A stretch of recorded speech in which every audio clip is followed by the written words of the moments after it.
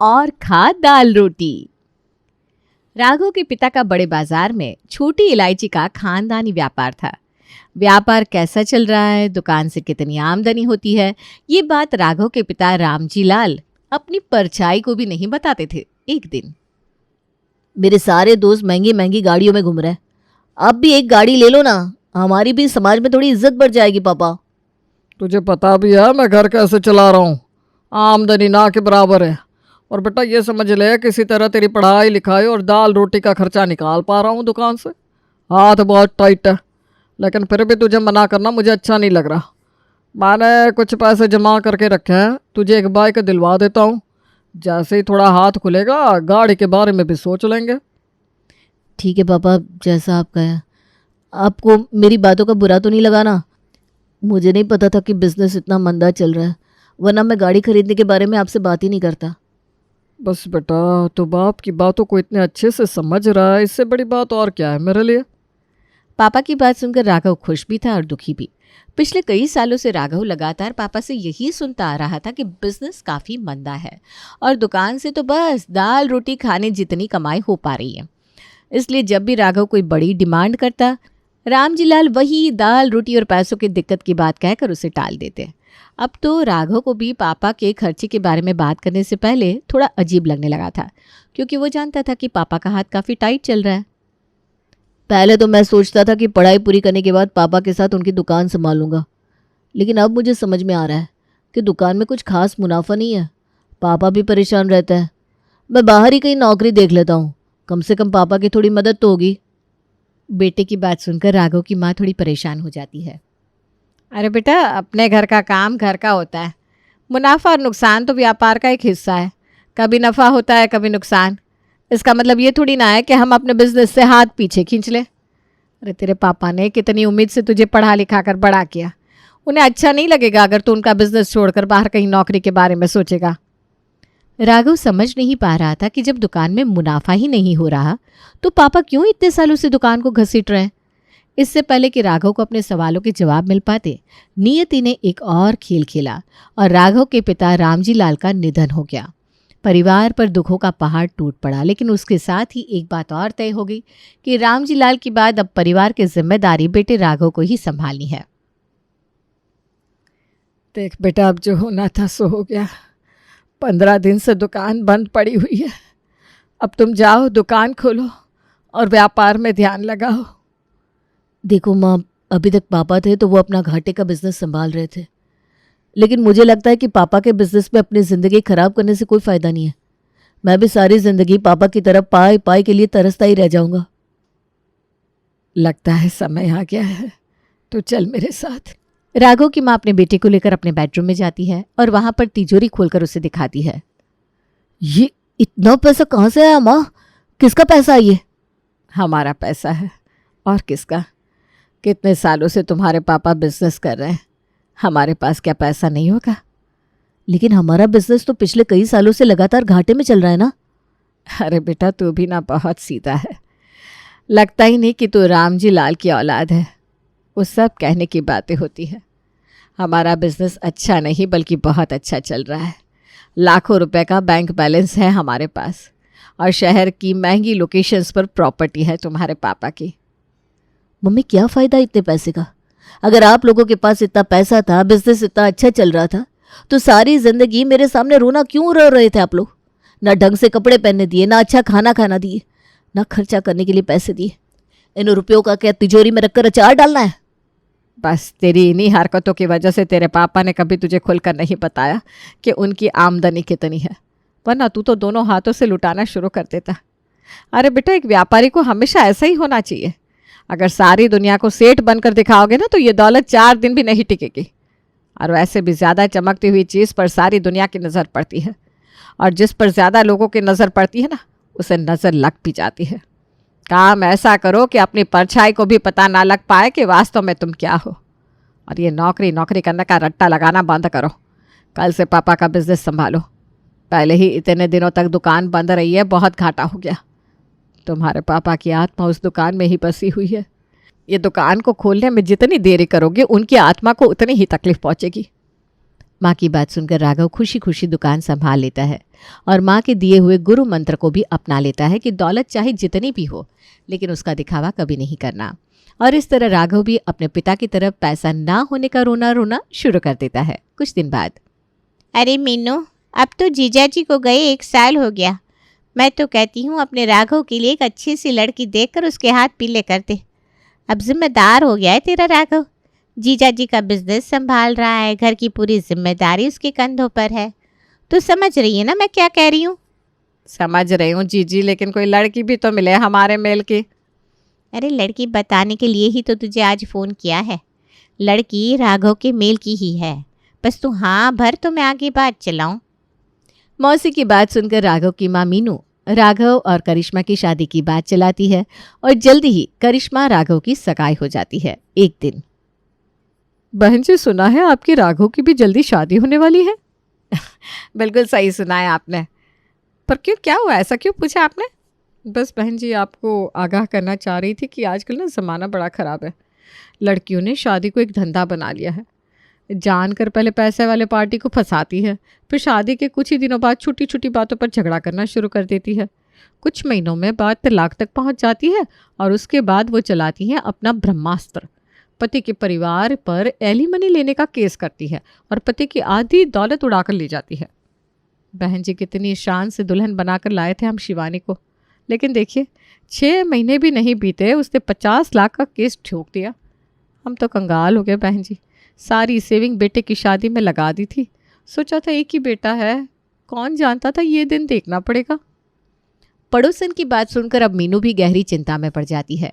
कुछ ही दिनों में करिश्मा मीनू के घर दुल्हन बनकर आ जाती है। शादी के बाद, राघव बेटा, आज मैं तुझे एक गुरु मंत्र देने जा रही हूँ।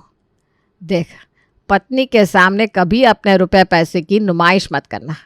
आजकल ज़माना बड़ा ख़राब है। लड़कियां मेहनत से कमाई हुई दौलत को एक पल में लेकर फुर्र हो जाती है। और दुख की बात तो यह है बेटा कि कानून भी उनका ही साथ देता है। इसलिए पत्नी के सामने बस गरीब बने रहो। उसे कभी खबर ना लगने देना कि तुम्हारी कमाई कितनी है और बैंक में कितना रुपया है। समझ गया माँ, जैसा आप कहो।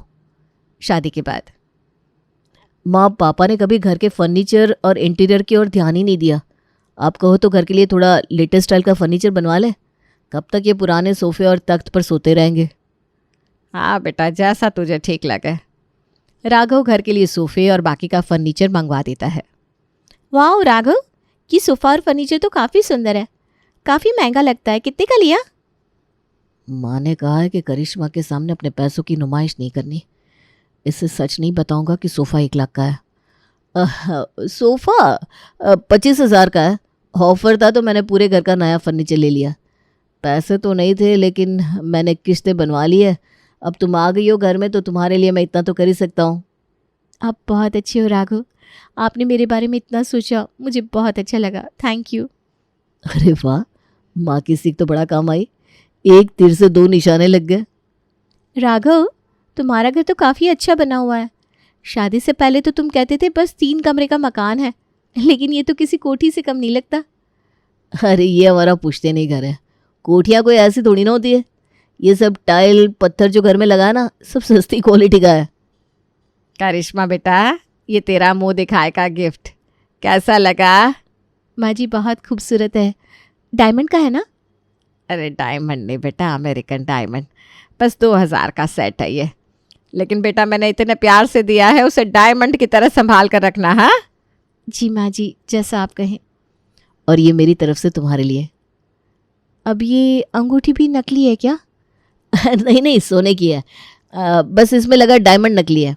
डायमंड रिंग तो 1 लाख की थी, ये 25,000 में आ गई। राघव और मीनू हर बात में करिश्मा से झूठ बोलने लगे थे। करिश्मा भी उनकी बात सुनकर सच मान लेती थी। उसने कभी सोचा ही नहीं था कि उसकी सास और पति उससे झूठ भी बोल सकते हैं।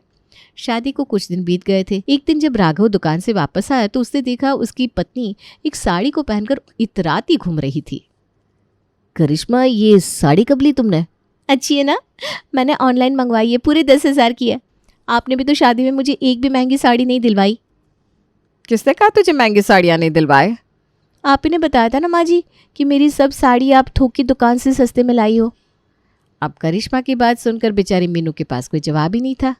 सुनिए ना, सब सस्ता सामान ही है मेरे पास, इसलिए मैंने कुछ महंगी साड़ी और ज्वेलरी मंगवाई है। अच्छा लगता है क्या कि मैं मायके जाऊँ तो सस्ती साड़ी और गहने पहनूं? और अगले महीने मेरी बुआ की बेटी की शादी भी है, इसलिए अभी से मैंने शॉपिंग करना शुरू कर दिया है। राघव बेटा, तेरी बीवी अगर ऐसे ही पैसे खर्च करती रहेगी तो हमारी तिजोरी में जो पैसा रखा है ना, उसे खाली होते ज़्यादा देर नहीं लगेगी। आप ठीक कह रही हो। अगर ये करिश्मा ऐसे ही खर्च करती रही ना तो हम बहुत जल्दी सड़क पर आ जाएंगे। इसके खर्चों को रोकने के लिए कुछ ना कुछ उपाय तो करना ही पड़ेगा। मैं ऐसा करता हूँ, इसको जाकर बोलता हूँ कि बिजनेस में बहुत बड़ा लॉस हो गया है और अभी तक तो दाल रोटी का खर्चा निकल रहा था, वो भी निकलना मुश्किल हो रहा है। जब घर में घाटे की बात पता चलेगी तो वो खुद खर्चा करना बंद कर देगी। बिल्कुल सही कहा बेटा तूने, मुझे लगता है तेरा आइडिया काम कर जाएगा। राघव पत्नी के पास जाता है और मुंह लटका कर बैठ जाता है। क्या बात है राघव, कोई परेशानी है क्या? आप बहुत परेशान दिख रहे हो। अब तुमसे क्या छुपाऊं करिश्मा, तुम मेरी जीवन साथी हो, तुम्हें तो इस घर के हर सुख दुख के बारे में पता होना ही चाहिए। बिजनेस तो पापा थे तब से ही काफ़ी मंदा हो गया था, लेकिन फिर भी दाल रोटी का खर्चा चल ही रहा था। लेकिन पापा के जाने के बाद तो जैसे धंधा धीरे धीरे बैठता ही जा रहा है। अब तो ये हालत हो गई है कि लेनदार दुकान पर अपना कर्ज मांगने के लिए आने लगे हैं। समझ में नहीं आता करूँ तो क्या करूँ। अभी कल ही अग्रवाल जी का फ़ोन आया था, पूरे 10 लाख का कर्जा है मुझ पर। क्या बात कर रहे हो आप इतनी बड़ी परेशानी में हो और आपने मुझे बताया तक नहीं। अब क्या बताता तुम्हें, तुम्हारी नई नई शादी हुई है, तुम्हें तो खुश रहने का पूरा अधिकार है, और ये सब तो मेरी परेशानियां है ना। नहीं राघव, आपने ऐसे कैसे सोच लिया? हमारी शादी हुई है और अब जो आपकी समस्या है ना, वो मेरी भी समस्या है। अगर प्रॉब्लम इतनी बड़ी हो गई है कि घर का खर्च तक नहीं निकल पा रहा, तब तो हमें इस बारे में कुछ ना कुछ सोचना ही पड़ेगा। आप बिल्कुल भी चिंता मत कीजिए, मैं आपके साथ हूँ। करिश्मा ने राघव को बहुत हिम्मत बधाई और उसके बाद राघव और करिश्मा सोने चले गए। अगले दिन शाम को जब राघव दुकान से वापस लौटा तो करिश्मा काफ़ी खुश नजर आ रही थी। क्या बात है करिश्मा, आज बड़ी खुश नज़र आ रही हो।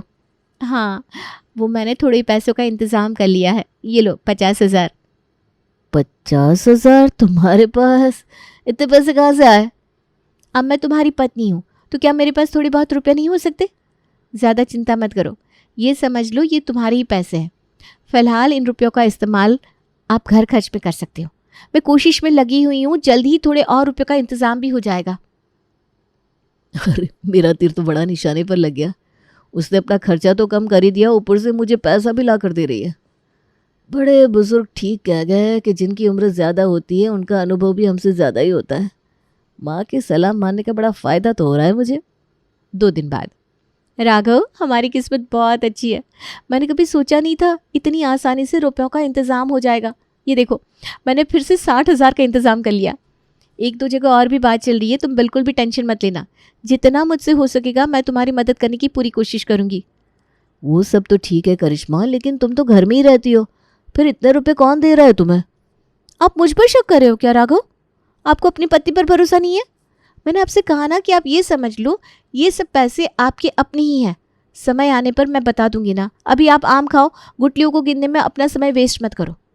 और ये अग्रवाल जी का कर्जा है ना, ऐसा करो थोड़ा थोड़ा करके उनके पैसे देना शुरू कर दो, वरना अच्छा थोड़ी ना लगता है। कल को वो हमारे घर आएंगे, हमारी तो मोहल्ले में कोई इज्जत ही नहीं रह जाएंगी।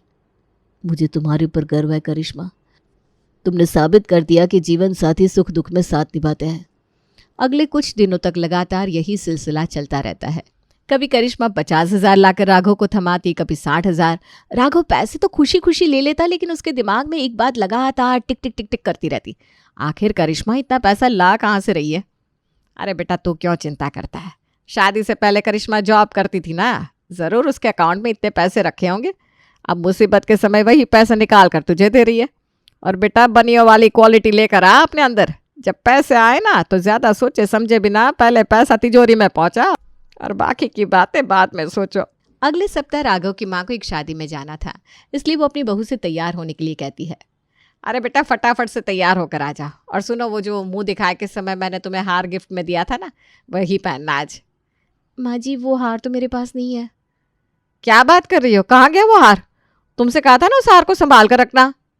लेकिन जब राघव ने बताया ना कि उनका हाथ तंग चल रहा है, तो मैंने उस हार को सुनार के पास ले जाकर बेच दिया। आप सोच भी नहीं सकती, आपका वो 5,000 का हार पूरे 30,000 में बिका है। बहू की बात सुनकर मीनू के तो एक पल के लिए आंखों के आगे तारे नाच गए। अरे हम बर्बाद हो गए, पूरे 2.5 लाख का हार था वो, उसने 50,000 में बेच डाला। मेरा तो जी घबरा रहा है बेटा। पिछले 1 हफ्ते से जो ये किश्तों में हमें पैसे दे रही है, पता नहीं क्या क्या बेच डाला होगा इसने। तू इसे अपने कमरे में ले जा और प्यार से पूछ, इतने रुपये ये क्या क्या बेच कर ला कर आई थी। मेरे अंदर तो इतनी सहन शक्ति भी नहीं है कि मैं तेरी बीवी की इसके आगे कुछ भी बात सुन सकूं। माँ की बात सुनकर अब राघव के चेहरे पर भी चिंता की लकीर आ गई। एक बात बताओ, क्या जो मैं सोच रहा हूँ वो सच है? वो सब पैसे जो तुम मुझे दे रही थी, क्या क्या बेचा तुमने? इससे पहले कि करिश्मा राघव को जवाब दे पाती, दरवाजे की घंटी बजती है। अरे लगता है वो लोग आ गए। कौन लोग? किसे बुलाया तुमने? अरे रुको जरा, पहले मैं देख लूँ दरवाजे पर कौन है, फिर तुमसे बात करती हूँ। करिश्मा ने जाकर दरवाजा खोला तो देखा कि सामने 2 लोग खड़े हुए हैं। जी भाई साहब, ये रहा सोफा, आप ले जाइए। हमारा सोफा? लीजिए मैडम, आपके 30,000। मैडम ने ये सोफा 30,000 में बेचा है। अरे हमें कोई सोफा नहीं बेचना, आप सोफा वापस रखो और जाओ यहाँ से। राघव क्या कर रहे हो ये? भैया आप सोफा लेकर जाइए, इन्हें मैं संभालती हूँ। सोफा लेने आए हुए आदमी 30,000 करिश्मा के हाथ में रखते हैं और सोफा उठाकर वहां से ले जाते हैं। अरे पागल औरत, क्या कर दिया तुमने? मेरा सोफा 30,000 में बेच दिया, अभी तो खरीदा था मैंने। पागल मैं नहीं, पागल तुम हो। तुमसे बड़ी बिजनेस माइंडेड मैं हूं। तुमने 25,000 का सोफा खरीदा और मैंने 30,000 में बेच दिया। बस करिश्मा बस, अब और मदद मत करना मेरी, वरना मेरा दिवाला निकल जाएगा। देखो राघव, इस समय हमारे पास पैसों की तंगी है। कर्जदार हमारे घर आकर कर्जा मांग रहा है। ऐसे समय में गए नए कपड़े और ये लग्जरी का सामान इंपॉर्टेंट नहीं है। इंपॉर्टेंट यह है कि हम पहले अपना कर्जा उतारे। इसलिए मैंने अपनी सारी ज्वेलरी अच्छे दामों पर बेच दी। इतना ही नहीं, वो जो 5,000 वाली साड़ियाँ मम्मी जी ने मुझे चढ़ाई थी ना, वो सब मैंने 8,000 में OLX पर बेच दी। इतना सारा सामान है हमारे घर में, उसे बेचकर हम बड़े आसानी से आपका पूरा कर्ज चुका देंगे। घर के सामान का क्या है राघव, वो तो हम कभी भी खरीद सकते हैं। ये क्या कर दिया तुमने? एक बार पूछ तो लेना चाहिए था। बस मम्मी बस, आप तो बोलो ही मत। क्या कहा था आपने कि मैं सबको यही कहूँ, बस दाल रोटी चल रही है और खा लो दाल रोटी? आपकी बहू ने ऐसी हालत कर दी है हमारी, अब तो हम बस दाल रोटी ही खा पाएंगे। करिश्मा हैरान परेशान सी खड़ी हुई थी और राघव और उसकी माँ अपना सर पकड़े हुए बैठे थे।